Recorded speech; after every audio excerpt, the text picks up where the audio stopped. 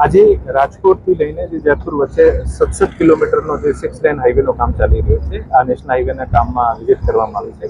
આજે national highway ઓથોરિટીના અધિકારીઓ, agency દ્વારા ઇન્ફ્રાસ્ટ્રક્ચરના અધિકારીઓ, પ્રાંત અધિકારી, મામલતદાર અને ટ્રાફિક પોલીસના પણ અધિકારીઓના સાથે આજે વિઝિટ કરવામાં આવી રહી છે.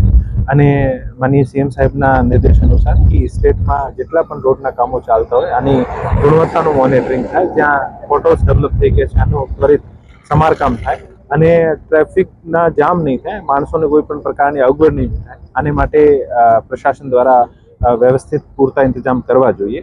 આ કડીના ભાગરૂપે આજે આ હાઈવે ઉપર નેશનલ હાઈવેના અધિકારીઓ અને એજન્સીના અધિકારીઓ સાથે રહીને ચર્ચા રિવ્યુ કરવામાં આવ્યું છે. અમુક જે પોઈન્ટ્સ જે છે કે જે 14 જેવા પોટેન્શિયલ સ્પોટ છે જ્યાં વારંવાર આપણું જામ થાય છે, ત્યાં ટ્રેન્સ મૂકવામાં આવી છે અને નેશનલ હાઈવે દ્વારા ટ્રાફિક માર્શલ્સની નિયુક્તિ કરવામાં આવી છે. સ્ટેટ પોલીસને પણ સાથે રાખીને, પોલીસના જવાનો પણ સાથે રાખીને અમુક જ્યાં ક્રોસ મુવમેન્ટ થાય છે, અપોઝિટ ડાયરેક્શનથી મુવમેન્ટ થાય છે, આ તમામને રોકવાના પ્રયત્ન કરવામાં આવી રહ્યા છે.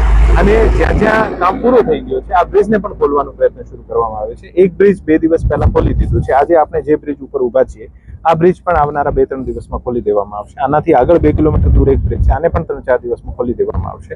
આમ સતત આ હાઈવેના ઉપર આપણે પ્રાયોરિટી રાખીને કેવી રીતે ટ્રાફિકનું ઇઝ આઉટ થાય, મુવમેન્ટ ઇઝી બની શકે, આને માટે પ્રયત્નો કરવામાં આવી રહ્યા છે. સાંજ સમાચાર ફેસબુક પેજને લાઇક કરો, વિડીયો શેર કરો અને વધુ વિગતવાર સમાચાર માટે sanssamachar.net વિઝિટ કરો.